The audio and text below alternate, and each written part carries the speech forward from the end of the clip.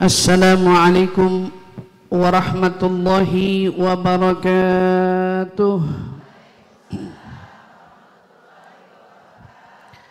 Alhamdulillahi rabbil alamin wa bihi nasta'inu ala umuri dunya waddin wassalatu wassalam ala asyrafil anbiya'i wal mursalin sayyidina wa habibina wa syafi'ina wa qurrati a'yunina Muhammadin sallallahu alaihi wa ala alihi wa sahbihi wa sallam. Subhanaka la ilma lana illa ma 'allamtana innaka antal alimul hakim. Rabbi zidna ilma warzuqna fahman, amin ya rabbal alamin. Allahumma inna nas'aluka ilman ladunni wal mashraba safiyal hani ya wahhab ya ghani. Allahumma inna nas'aluka ilman ladunni wal mashraba safiyal hani ya wahhab ya ghani. Allahumma inna nas'aluka ilman ladunni wal mashraba safiyal hani ya wahhab ya ghani. Alhamdulillah, thumma alhamdulillah. Limpahan syukur bersama kita panjatkan kepada Allah Subhanahu wa taala, Zat yang memberikan kepada kita beraneka ragam anugerah yang dengannya kita dapat merasakan beraneka ragam rasa, yang mudah-mudahan kita semua dapat menjadi hamba-hambanya yang bersyukur akan setiap nikmat yang diberikannya untuk kita. Mudah-mudahan dari nikmat terbesar yaitu nikmat iman, nikmat Islam, nikmat yang mungkin kalau kita mau syukurin gak akan pernah ada habisnya. Tapi kita bersyukur kepada Allah dengan syukur yang setinggi-tingginya. Dengan itu kita dipilih untuk menjadi hamba-hambanya yang sadar akan nikmat, sadar akan pentingnya belajar, sadar akan pentingnya menimba ilmu, sadar akan besarnya pahala duduk di majelis ilmu. Ini kan gak semua orang diberi sama Allah kenikmatan yang seperti itu. Tapi alhamdulillah Allah pilih kita semua yang duduk di sini. Baik yang tua maupun yang mudanya. Ya, walaupun tuanya lebih banyak gitu ya. Ya, baik yang tua maupun mudanya. Tetapi semuanya dipilih sama Allah, tergerak hatinya. Itu jangan pernah dianggap sebagai anugerah biasa. Tetapi itu justru adalah anugerah yang luar biasa. Kalau kita lihat hari ini orang tua banyak yang hadir di majelis ilmu, kata orang-orang bilang itu udah biasa. Padahal justru itu teguran bagi mereka yang masih muda. Mungkinkah kita sampai di usia senja tetapi kita tetap istiqomah? Seperti mereka yang hari ini kau lihat sudah lanjut usia, tetapi mereka menghiasi masa tuanya dengan hal-hal yang indah. Lalu kita yang masih muda ini, yang hari ini diberikan tontonan yang seperti itu, patutnya merenung. Nanti saya kalau tua begitu juga apa enggak? Kan gitu. Kira-kira saya masih punya kesempatan yang seperti itu atau tidak? Karena ternyata masa tua yang dihabiskan dengan kebaikan itu kan istilahnya tanda-tanda mengakhiri akhir hayatnya dengan penuh kebaikan. Orang tua kalau duduk di majelis ilmu, kita nih bisa kira-kira punya pandangan. Ini nih kalau wafat nih kayaknya husnul khotimah. Nah, tapi kan yang jadi pertanyaan yang muda-muda. Karena yang muda-muda itu masih butuh proses, walaupun umur nggak ada yang pernah tahu. Tetapi kalau seumpamanya umurnya masih panjang, berarti proses perjalanan hidupnya juga masih panjang. Artinya godaan-godaan bisa datang kapan aja. Makanya pentingnya kita itu jangan pernah merasa aman dengan kebaikan yang udah kita pernah perbuat selama hidup. Karena setan itu gak pernah bakal tinggal diam. Yang tua aja belum tentu aman, apalagi yang muda. Kan gitu. Yang tua aja kan belum tentu aman, apalagi yang muda. Kalau yang tua gak kejamin, mestinya yang muda lebih waspada. Alhamdulillah, kesempatan Allah Subhanahu wa taala berikan sama kita di usia-usia kita seperti ini, kita hadir majelis ilmu. Kita duduk di majelis ilmu. Kita mau belajar tentang ilmu. Yang harapannya apa? Mudah-mudahan ilmu inilah yang menjadi sandaran terkuat kita agar kita tidak mudah goyah saat datangnya godaan-godaan setan. Godaan-godaan setan datang ke dalam hidup kita. Mudah-mudahan Allah jaga kita semua. Maka jadikan ilmu itu modal utama. Ingat, jadiin ilmu itu modal utama. Kata salah seorang ulama, khairul mawahib al-aqlu. Kamu tahu nggak anugerah yang paling baik itu adalah akal. Karena orang kalau punya akal, maka dia akan dengan mudah faham sama ilmu. Kalau nggak punya akal yang bahaya. Karena orang kalau nggak punya akal nggak bisa mikir. Kalau nggak punya akal nggak bisa ngerti. Kalau nggak punya akal nggak bisa fahamin apa-apa yang datang dalam hidupnya di dunia. Nggak bisa. Tapi yang bikin kita beda sama binatang apa? Karena Allah kasih kita akal. Allah beri kita akal. Akal ini fungsinya buat apa? Buat nyelamatin kita. Kalau kita nggak punya akal, tuh maaf, kayak orang yang kita temukan di pinggir-pinggir jalan sampai tidak mengenakan pakaian. Mereka bahkan gak terfikir mau mandi, mau cuci rambutnya, mau cuci tangannya, mau cuci wajahnya. Sampai kadang-kadang semuanya kita lihat udah serba hitam. Lah pertanyaannya, sejorok itu ya dia? Bukan, gak punya akal. Dia bukan segitu menjijikkannya, gak punya akal. Karena kalau dia punya akal mana juga dia ngaca lihat mukanya begitu. Kita punya akal, bangun tidur lihat muka berantakan, kita buru-buru rapiin dia. Kita punya akal, istilahnya lihat rambut kusut dikit, kita sisir dia. Karena kita punya akal. Kita punya akal, nyium badan bau dikit kita mandi. Karena kita dikasih akal. Mereka gak punya akal. Makan sembarangan. Makan yang ada di pembuangan. Tong sampah dia makan. Sisa-sisaan dia makan. Coba kalau orang punya akal, mau apa kagak begitu? Dia gak mau. Dia bakal jagain dirinya. Kenapa? Karena punya akal. Maka ingat, khairul mawahib al-aqlu. Kalau kamu tanya, hadiah anugerah yang paling besar itu apa? Akal. Nah, orang saat sudah dimodalin akal, akal ini aset terbesar dalam menimba ilmu. Banyak orang pengen belajar. Tapi kalau akalnya sama Allah dicabut nikmatnya, bisa belajar apa? Mohon contoh. Ada kelas sekolah spesial. Untuk anak-anak spesial. Itu pertanyaan saya, ngajarinnya gampang apa susah? Bisa nggak mereka diajarin sama orang yang setipe? Nggak bisa. Yang ngajarinnya harus yang orang yang punya akalnya lebih. Mereka orang-orang yang hari itu diuji dengan dirinya yang tidak sama seperti umumnya manusia, tapi pasti punya keinginan mau belajar. Lalu gimana dengan kita yang dikasih sama Allah seutuhnya kesempurnaan, akalnya ada, sehatnya ada, semangatnya ada, lalu kau gunakan semangat dan kemampuan itu untuk apa? Kita bawa ini sehat kemana? Kita bawa kuat ini kemana? Ibadahkah, taatkah, atau kita justru menjalankannya untuk hal-hal yang sia-sia? Nauzubillah min dzalik. Maka ini nikmat dari Allah dijaga. Akal modal kita. Ya Allah, itu kalau mau terima kasih sama Allah soal akal aja kayaknya nggak udah-udah. Makasih ya Allah dikasih akal. Nih akal yang bikin saya jadi paham kapan waktunya marah, kapan waktunya reda, gimana harus tenang, gimana. Ini kan akal. Ini akal dijaga nikmatnya sama Allah. Dengan apa? Ayo belajar, asah terus akalnya. Biar paham bagaimana mengelola akal dari nikmat. Di antara nikmat yang besar yang Allah berikan kepada kita. Tsumma ba'da dzalik wa syarrul masaib. Kalau hari ini di dunia orang pada teriak-teriak, saya kena musibah, saya diuji, saya punya banyak masalah, saya menderita, saya sakit. Kamu tahu nggak siapa di antara kamu yang paling menjerit? Siapa di antara kamu sebetulnya yang paling sakit?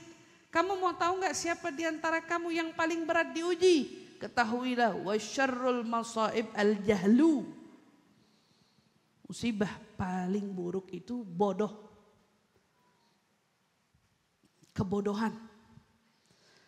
Jadi kalau ada orang hari ini nangisin hidupnya karena kehilangan Kamu harus tahu musibahmu belum seberapa dibanding musibahnya orang yang Allah berikan dia kebodohan. Artinya apa? Yang Allah uji dia dengan kebodohannya. Artinya Allah Subhanahu wa ta'ala tidak anugerahkan dia akal.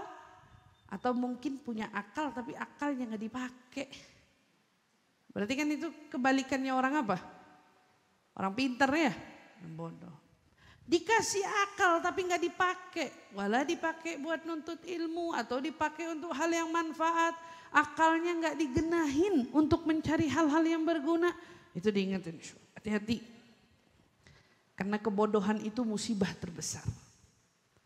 Saat orang ternyata gak benar-benar bisa memanfaatkan dia punya akal, ini bukan tentang orang spesial. Orang spesial memang mereka orang-orang pilihan. Allah gak kasih mereka. Lalu ini untuk siapa? Ini untuk orang yang sudah diberi akal. Tapi akalnya tidak digunakan dengan tempatnya. Tidak digunakan untuk hal yang semestinya. Akalnya dibuat berhenti berpikir untuk agamanya. Akalnya dipikir berhenti untuk apa? Untuk ilmu syariatnya. Akalnya dibuat gak perlu mikir. Urusan agama mah belakangan. Santai. Ngaji mulu. Jangan salah. Jangan sampai kita salah. Insya Allah saya kemarin ketemu sama salah seorang guru. Udah jadi pendakwah juga di sana sini, Bu. Artinya orang ini kan berilmu, bukannya gak berilmu ya. Sudah jadi pendakwah di sana sini. Ngobrol punya ngobrol, cerita punya cerita, ternyata ada satu hal yang dia ungkap, dia sampaikan ke saya. Saya Ustazah selama ini ngajar ke sana sini, saya dakwah di sana sini. Tapi Ustazah saya gak benar-benar bisa ngerti sama apa yang saya ajarin. Saya gak benar-benar bisa ngerti sama apa yang saya ajarin. Padahal saya ngajarinnya Quran. Tapi saya ngajarin orang nih. Tapi saya sendiri dibikin gak merasakan arti sesungguhnya dari apa yang saya sampaikan itu. Dia bilang gitu. Sampai kapan? Sampai saya mulai belajar tasawuf. Tasawuf itu apa, Bu? Bersihan hati. Sampai saya mulai belajar tentang pentingnya belajar ilmu-ilmu tasawuf. Belajar nih. Ngerti caranya ngebersihin hati. Ngerti caranya ngelola hati. Ngerti caranya gimana jagain hati. Bayangin ada orang ternyata menjadi sosok guru pun kalau ternyata Allah nggak bimbing dia punya akal, dia pun bisa juga kehilangan nikmat dari ilmu yang dia punya. Ya Allah, ini yang paling ditakutin. Ini yang paling ditakutin. Saya bilang sama dia, kemarin sekolah di mana? Dia cerita, saya gak usah sebut lah. Sekolah di salah satu pesantren ternama juga. Hebat. Kalau hari ini orang sebut namanya bangga-banggaan kali. Ibaratnya gitu. Terus dia bilang, dia belajar di situ, kamu dididik untuk hafal Quran dari usia kamu muda, maksudnya kamu ngafal Quran. Tapi tujuan ngafal Quranmu buat apa waktu itu? Sekolah itu ngedidik kamu ngafal Quran buat apa? Ya Ustazah, sekolahnya orientasinya memang dunia. Jadi ibu bayangin nih, anaknya masih muda disekolahin hafal Quran. Tapi iming-iming yang selalu diberikan, anaknya selalu nanti kamu jadi dokter ya, nanti kamu jadi pembisnis, nanti kamu jadi ini, nanti kamu jadi ini. Saya bilang, oh ya pantas, kagak sejalan dengan tujuan Quran. Quran kan jelas arahnya kemana. Kalaupun kamu harus menjadi dokter, pondasinya kamu dengan Quran itu harus kuat juga. Tapi kalau seiring dengan kamu belajar Quran, akalmu sudah dibawa oleh dunia, Al-Qurannya mau ditaruh di mana? Al-Quran mau taruh di mana? Gak ngerasain. Jadi kamu nyampein apa-apa, saya gak benar-benar ngerasain Ustazah. Saya itu paling bingung kalau ada orang nanya sama saya, Ustazah minta amalan dong. Saya udah bingung dong mau ngasih amalan apa sama orang-orang itu. Karena ternyata dia bukan pengamal. Bukan pengamal. Maka apa? Nggak tahu amalan. Oh, saya bilang, saya kemudian memahami sesuatu. Saya bilang, saya belajar di Hadramut, di Tarim. Di Tarim itu anak-anak kecilnya sudah diajarin Quran. Kalau kita baca biografi orang soleh dari kecilnya udah dikenal dengan orang yang sudah hafal Quran. Tapi dengan catatan, setelah mereka mendapati satu piagam hafiz, penghafal Quran ini, mereka tidak pada alur yang berbeda, alur yang salah. Enggak, masih satu jalur. Ngapain? Abis gitu belajar ngamalin Quran. Belajarnya nggak nyimbang, Bu. Nah ini gimana bayangin, sekolahnya di pesantren, tapi habis gitu tujuannya bisnis. Sekolahnya di pesantren, tapi habis gitu tujuannya duniawi. Loh enggak, kita mau tujuannya ukhrawi, dunianya biar ngikut. Kamu kejarnya Allah dulu, nanti urusan duniamu ngikut. Ya kamu mau jadi pilot, mau jadi dokter, mau jadi pembisnis, mau jadi siapa, itu bakal ngikut. Tapi jangan sampai disalahgunakan. Subhanallah. Ya, Habib Hasan bin Abdullah Syatiri dulu pernah menjadi guru di kota Mekkah. Diminta sama salah seorang raja, Habib ngajar di sini Bib ya, Habib Hasan bin Abdullah Syatiri. Pada saat Habib Hasan duduk mau ngajar, sebelum Habib Hasan ngajar, Habib Hasan bilang begini sama audiensnya, sebelum saya memulai mengajar, kata Habib Hasan, saya mau berdagang dulu, saya mau dagang dulu, kata Habib Hasan. Tapi masalahnya kata Habib Hasan, saya nggak punya uang. Wah, semua muridnya berlomba ini pada datang merapat, nih Habib mau dagang, ini uang, Bib buat dagang. Kata Habib Hasan, saya nggak mau duitnya, saya bukan mau dikasih, saya mau dagang. Kalau kamu mau kasih saya uang, kamu pinjamkan saya, bukan beri saya. Pinjemin kata Habib Hasan. Kalau dipinjemin saya mau, kalau dikasih saya nggak mau. Oh, datang lagi muridnya, Bib barokah, ini kita beri pinjaman, kita kasih pinjaman. Ya sama Habib Hasan terima. Kedengeran sama raja. Kan didatangnya disuruh sama raja. Oh, rajanya juru ajudan datang. Bib, kata raja bilang, kalau antum mau dagang, pasar bisa kami kasih buat antum. Pasar bisa kami kasih buat antum. Kalau kamu mau, pasar bisa datang. Bu, pertanyaan saya, ini Habib pernah belajar bisnis enggak? Ini Habib pernah sekolah di mana kali? Pernah gitu? Enggak. Ditawarin, Bib mau pasar, ini pasar kami kasih buat antum. Ditolak sama Habib Hasan, enggak mau. Saya mau dagang kayak orang biasa. Kata Habib Hasan, karena rezeki yang paling utama itu rezeki yang jatuh dari keringat usahanya sendiri. Punya ilmu, Bu. Ilmunya tentang akhirat. Kalau pondasi ilmunya kuat, gak bakal nipu orang. Kalau pondasi ilmunya kuat, gak gampang tergoda oleh bujuk rayu dunia.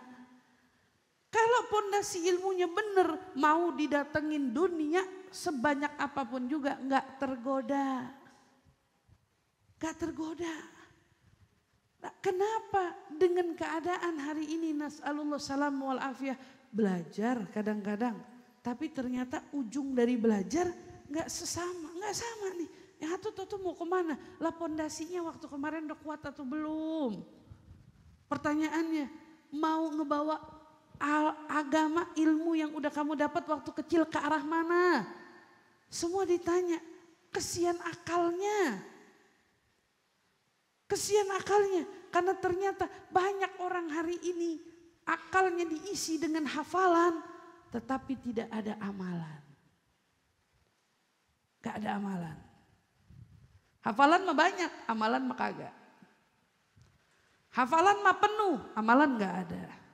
Makanya kita nih Aswaja dikenalnya tukang apa kita dikenalnya? Tukang yang kebanyakan amal. Dikit-dikit amalan, kan disindirnya gitu. Dikit-dikit amalan, ada ginian dikit amalan, ada momen ini dikit amalan. Kalau gak ada amalan. Kata orang bilang, kita ngafalin Quran, kita gak butuh amalan yang lain. Pertanyaan saya, Al-Quran ngajarin kita. Ala bidzikrillahi tatmainnul qulub. Quran yang bilang kan, zikir sama Allah itu nenangin hati. Katanya bilang gitu. Lah itu yang ngomong siapa? Allah yang ngomong. Quran yang dikatakan sebagai panduan hidup kita. Berarti salahnya orang amalan apa? Salahnya orang zikir di mana? Justru orang yang mengerjakan amalan, orang yang menjalankan perintah yang ada dalam Al-Quran. Yang ngamalin perintah yang ada di Al-Quran. Nah sekarang banyak orang pintar baca Quran, tapi sulit mengamalkan apa yang ada di dalam perintahnya Quran. Makanya akal tuh luar biasa. Orang gak dinilai pintar sama bodoh hanya karena apa? Hanya karena urusan tes IQ-nya gitu. Oh ini orang ternyata pintar, ternyata keblinger. Oh enggak. Dilihatnya enggak dari situ, tapi dilihat akal itu ada karena dia anugerah. Karena orang dengan akal dia akan mau berbuat sesuatu yang mengantarkan dia pada kemuliaan dalam hidupnya. Contoh tadi kita lihat, maaf, kalau ada orang dicabut sama Allah akalnya, dia enggak mandi. Dia enggak nyisir. Dia biarin tubuhnya kotor, bukan begitu? Dia biarin dirinya itu bergabung dengan kotoran, sampah dan lain sebagainya. Dia tidur di sembarang mana tempat dia mau tidur dan lain sebagainya. Katakan seperti itu. Pertanyaan saya, kalau orang berakal yang ngebedainnya apa? Mandinya kan? Akal ngaku doang pinter, tapi gak ada bukti dalam perbuatan, gak dianggap pinter. Orang pinter kelihatannya bukan dari jidatnya.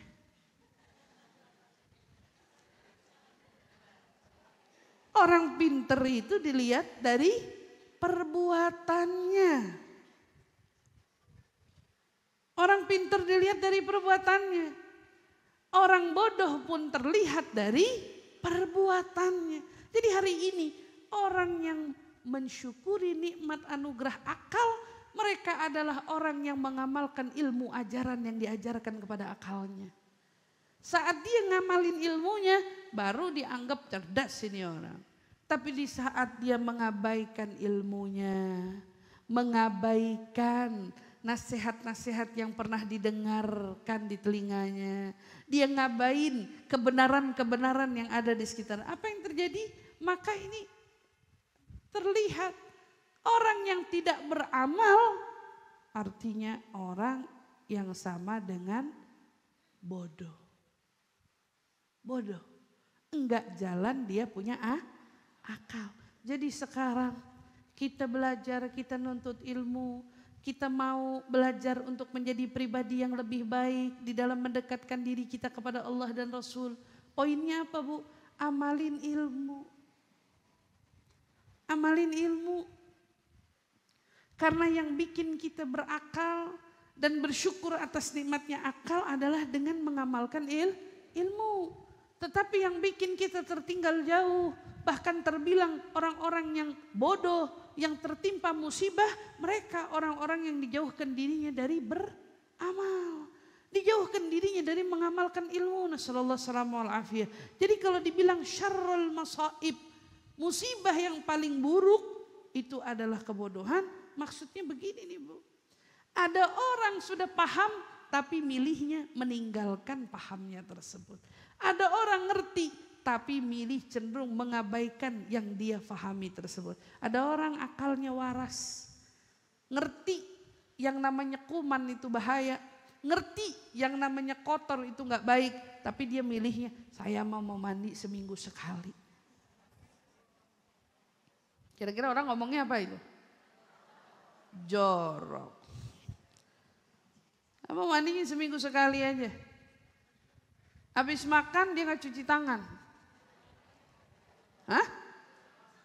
Jorok apa kagak?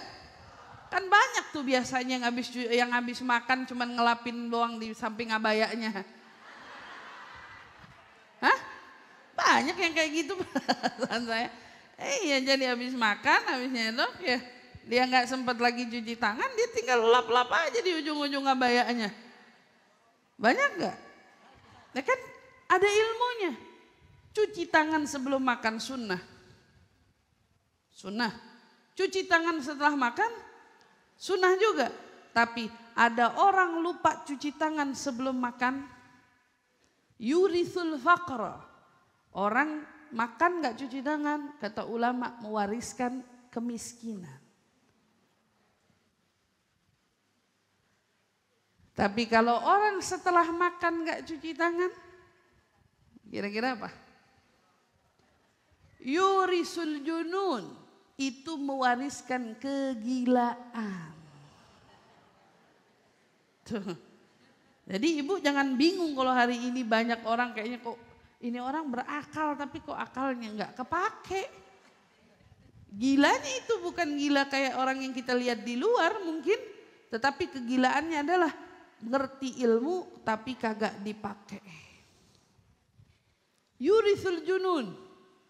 Bayangin, kita ngelihat orang nggak makan nggak cuci tangan, bagi kita kotor. Kamu dari mana-mana tangannya, habis pegang uang, habis apa, kata kita main cap nyaplok makanan. Nabi aja nggak gitu. Kan gitu, Nabi aja nggak begitu. Nabi ngajarin kita bersih, cuci tangan kata Nabi. Lah kalau habis makan, lebih parah lagi kan. Istilahnya tidak dibersihkan dia punya tangan, dia nggak cuci tangan, apa yang terjadi? Yurisul junun kata ulama, itu bisa bikin apa yang terjadi? Akalnya nggak jalan. Tangannya udah jelas-jelas kotor. Kelihatan ada kotor, tapi nggak terpikir mau dibasuhnya. Ada orang hari ini paham, jelas-jelas itu suatu kesalahan, tapi dia punya lisan nggak berani menyalahkan. Nggak berani. Ini kebenaran dia tutup. Ini yang hak dia bungkam. Katanya nggak mau ikut campur dah, bikin pusing aja. Kita nggak ikut. Padahal ini hak, tapi dia milih bungkam. Ini tentang kejujuran, tapi dia milih diam. Sementara kadang-kadang di sana ada kebohongan, tapi justru kita tidak ada di titik yang membela. Kita malah ikut-ikutan, yaudah membenarkan kebohongan. Dosa apa kagak kalau kayak gitu? Dosa. Makanya ingat, jagain tuh nikmat yang Allah kasih, dikasih sama Allah akal, akalnya dipakai dengan sebaik-baiknya. Umur yang Allah titipin sama kita dari yang ada, fungsinya buat apa? Buat kita jaga, biar sisa umur ini, yuk ya Allah jangan sampai ilmu ini gak bisa kepake. Ilmu ini gak bisa kepake, makanya ulama bu, jangankan ilmu yang kita pelajarin, dapat aja satu amalan. Tadi Ustazah Sofia ngajarin amalan kan, baca ya Hanan ya Manan, ya Dzal Jalali wal Ikram, berarti kan itu amalannya. Kata ulama, dapat satu amalan, minimal amalin seumur hidupmu. Biar kamu lepas waktu dihisap sama Allah, kamu tahu ilmu tapi kamu ternyata belum pernah mengamalkan itu. Jadi hatta dapat amalan. Kata kita dapat amalan. Wah tapi kayaknya kalau mau dawamin masih susah nih. Tapi seenggaknya amalin sekali dalam seumur hidupmu. Itu bab amalan. Apalagi bab wajib. Apalagi bab-bab haram. Apalagi bab-bab yang lain. Padahal tujuan dibalik syariat itu enggak ada yang tujuannya menyulitkan. Tetapi semuanya itu memberi kemudahan. Tinggal kitanya aja. Yuk yang pada mau belajar al-halal bayyin wal haram bayyin wa ma bainahuma umurun mutasyabihat. Halal itu jelas, haram itu jelas. Yang enggak jelas adalah syubhat. Di antara halal dan haram ada yang disebut dengan syubhat. Kalau kita ketemu ada halal, ada haram, pilihannya jelas. Halal, haram. Jangan pernah jadi orang menghalalkan yang haram atau mengharamkan yang halal. Ini jelas. Halal bayyin wal haram bayyin. Tapi ternyata di tengah halal sama haram ada syubhat namanya. Remeng-remeng nih. Ini halal apa haram? Berarti remeng-remeng kan? Begitu kita datang ke satu restoran, kita lihat jualan bebek. Pertanyaan saya, asasnya makan bebek halal apa haram? Bebek binatang yang boleh dimakan sama umat Islam. Tapi begitu kita lihat, bebeknya digantung lehernya, nggak ada yang kepotek. Ayo. Bebeknya digantung, lehernya utuh. Boleh dimakan apa kagak? Bingung. Utuh nih leher. Bebeknya memang boleh dimakan asalkan dengan syarat disembelih.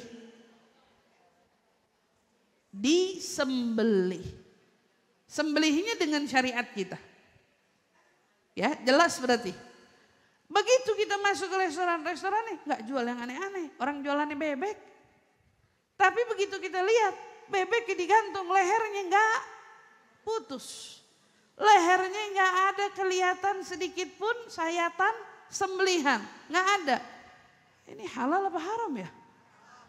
Tapi tanya sama mbak-mbaknya, Mbak, ini restoran halal apa haram sih? Halal Bu. Hah? Nengok lagi, itu jelas. Kalau ngerti ilmunya, udah jelas itu bebek nggak boleh dimakan sama kita. Jelas, bebeknya nggak bisa dimakan.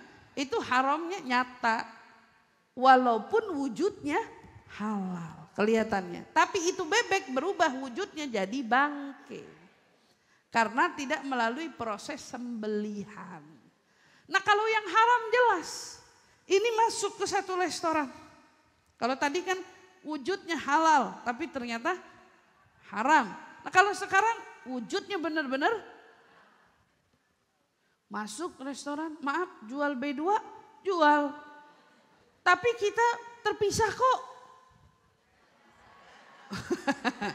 Ayo, ini terpisah kok. Jelas kan berarti? Ini jelas. Ada sesuatu yang mengandung unsur itu. Kita tahu di situ ada. Itu mah nggak usah pakai pertanyaan lagi. Pilihannya tidak. Al-haram bayyin, jelas. Ya. Wa ma bainahuma umur mutasyabihat. Sekarang di antara keduanya ada perkara yang meragukan kita. Meragukan. Belum lama terjadi di Solo. Iya. Kalau kita mau bicara tentang perkara yang meragukan, wujudnya sama-sama. Ahad halal apa haram? Ini ayam goreng halal apa haram? Karena wujudnya ayam goreng juga. Bedanya cuman kita kagak ngelihat lehernya. Kalau tadi bebek kayak kita lihat, betul kan? Tapi desas-desus, minyaknya haram. Atau ada bumbunya haram.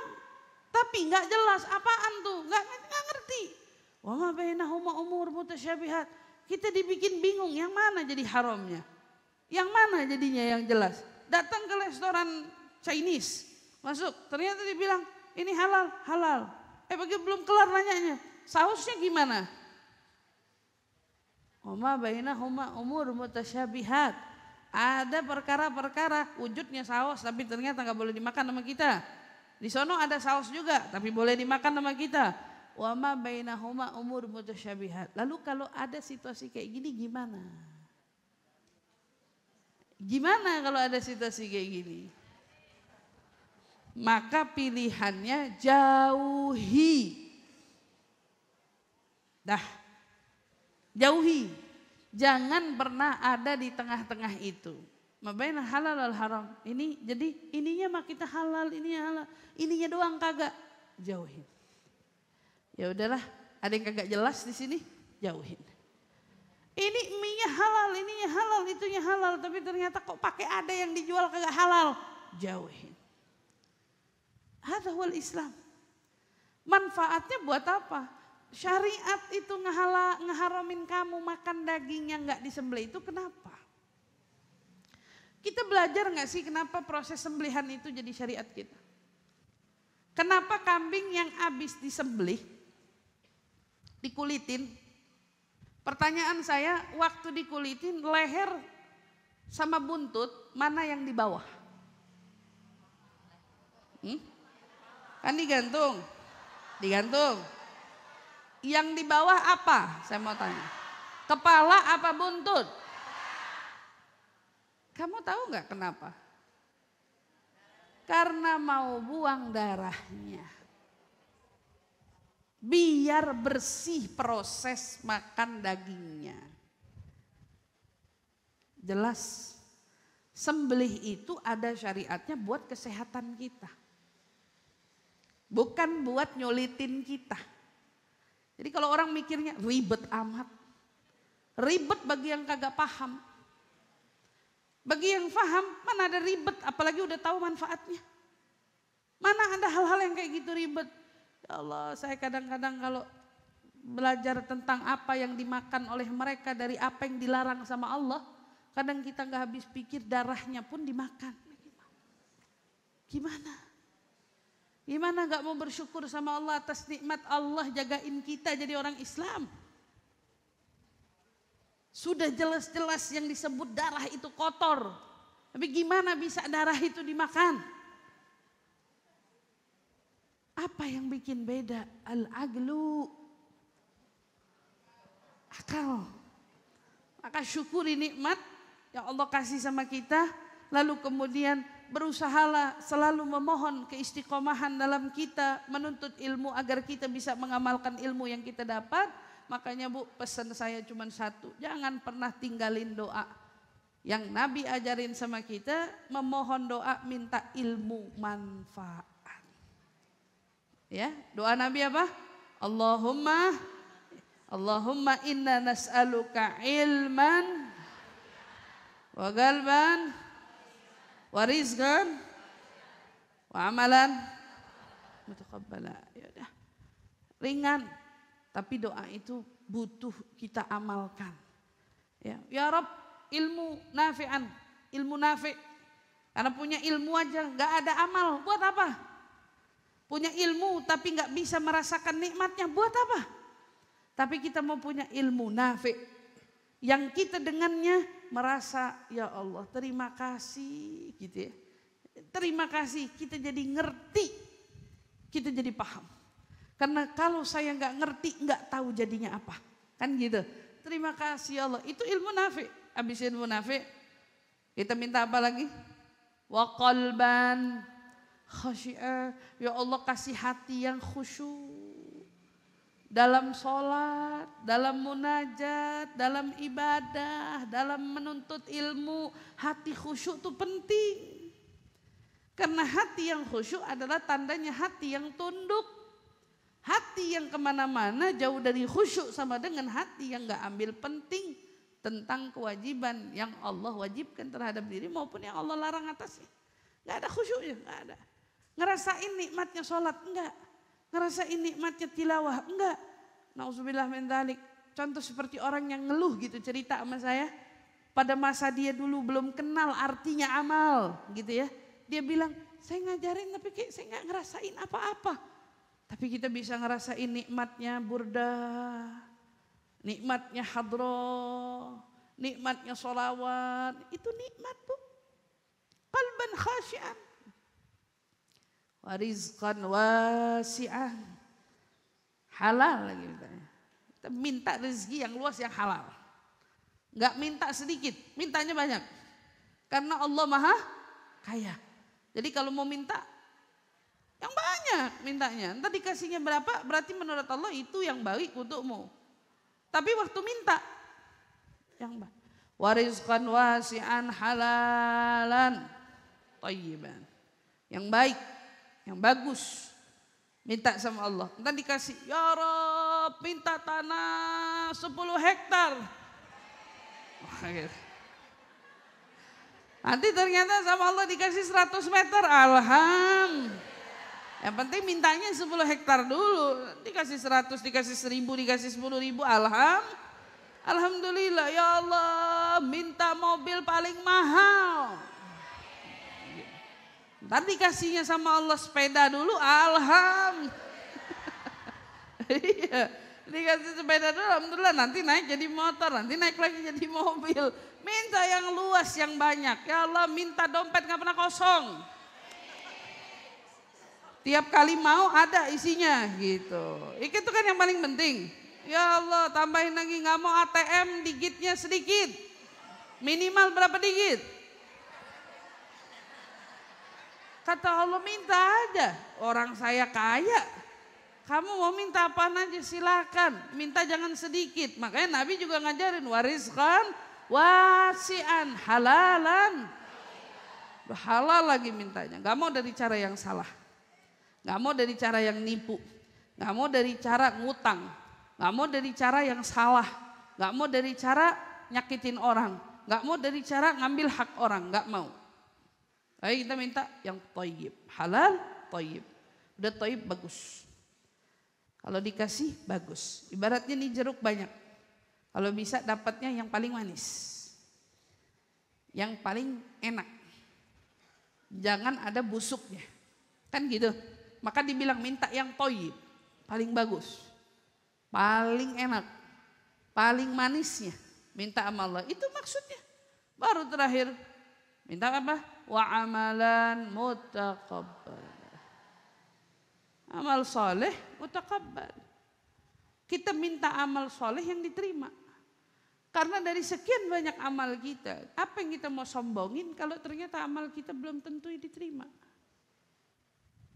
Maka kita minta ya Allah, makanya ibu tahu hikmahnya kenapa kalau orang habis selesai salam sholat, yang diawali adalah istighfar. Khawatir dari sholatnya ada sesuatu yang menyebabkan Allah tidak terima dari sholatnya.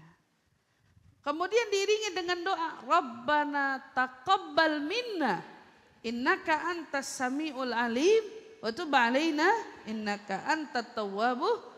Ibu tahu kan doa itu dibaca Nabi Ibrahim habis selesai bangun Ka'bah. Bangun Ka'bah itu bangunan, ngebangun. Tapi perintah Allah saat itu. Dia bangun Ka'bah dari perintah Allah, maka saat dia selesai mengerjakan bangunan Ka'bah itu, dia berdoa, Rabbana taqabbal minna. Ya Allah yang bisa kulakukan ini. Terimalah persembahan sedikit dariku ini. Taqabbal minna. Innaka antas sami'ul alim. Engkau yang maha mendengar, maha tahu.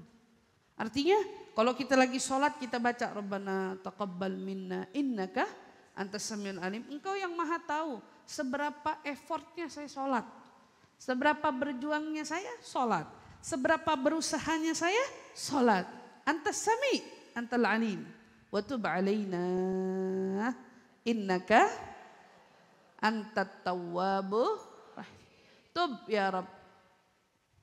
Berikan kami ampunanmu, taubatmu, maafmu dari kesilapan kami, kesalahan kami. Sungguhnya engkau yang maha menerima taubat dan zat yang maha penyayang. Kita minta sama Allah. Jadi kita belajar menghambakan diri dengan sebaik-baiknya dengan apa? Kita enggak terlalu menyombongkan diri seolah merasa sudah berbuat lalu kayak yakin betul pasti diterima. Enggak, tapi disuruh minta. Wa amalan mutaqabbalah. Karena yang bisa nerima amal kita cuman Dia. Jadi jangan pernah ngerasa yang penting anda udah sholat. Sholatmu diterima apa enggak? Yang penting udah partisipasi, partisipasimu diterima atau enggak? Yang penting udah ngaji, ngajimu diterima atau enggak? Ini penting, itu doa jangan ditinggal. Doanya ringan, itu bisa menguatkan dan ngajarin kita pentingnya untuk mengamalkan. Semoga Allah tuntun kita semua, Allah bimbing kita semua, Allah berikan arah kepada kita semua, agar ya Allah kita bisa betul-betul memaksimalkan nikmat dari yang Allah anugerahkan kepada kita, yaitu akal. Semoga Allah selalu tuntun dan bimbing kita untuk beramal soleh, untuk berbuat baik, untuk mengamalkan ilmu, agar ilmu yang didapat menjadi ilmu yang bermanfaat fid dini wad dunya wal akhirah, insyaallah. Amin ya rabbal alamin. Mudah-mudahan ya Rabb yang sakit-sakit di antara kita Allah sembuhkan sakitnya, Allah sehatkan badannya. Siapapun yang hadir maupun dari sanak saudara kerabatnya, mudah-mudahan ya Rabb semua yang sakit-sakit Allah berikan syifa ajilan. Mudah-mudahan diantaranya al-khusus Khadijah binti Ja'far al-Attas, Ibu Isnawati, dan masing-masing dari mungkin yang namanya Al-Habib Abdurrahman bin Syekh Al-Attas, dan semua masing-masing dari keluarga kita, diri kita masing-masing sendiri yang mungkin ada yang sakit, baik yang diketahui maupun yang tidak kita ketahui, zahir batin kita, semoga semuanya diberikan syifa ajil oleh Allah Subhanahu wa taala. Amin ya rabbal alamin. Bismillahirrahmanirrahim. Allahumma rabban nas adhibil bas ishfi anta syafi wa afi antal ma'afi la shifa illa shifauka shifaan la yughadiru sagaman wa la alama ya kafi ya wafi ya hamid ya majid. Irfa anna wa anhum jami'an kulla ta'bin shadid waqfina waqfihum min al-haddi wal hadid wal marad shadid wal jaysh al-adid waj'alna waj'alhum ya rab nuran min nurik wa izzan min izzik wa nasran min nasrik wa bahan min bahaik wa atan min ataik wa hirasatan min hirasatik wa ta'idan min ta'idik ya dzal jalali wal ikram wal muwahibil idham. As'aluka an takfina wa takfihum jami'an min syarri kulli dhi syarr innaka antallahu khaliqul akbar. Sallallahu ta'ala ala sayyidina Muhammadin wa ala alihi wa sahbihi wa sallam. Ya ma'u zamzam yugri'ukumus salam wa yaqul laka alla tadurruni wa yaqul laka an takuni shifa min kulli da. Ala hadhihi niyyah wa kullu niyatin salihah jami'ah syamilah ila hadratin nabi. Al-Fatihah.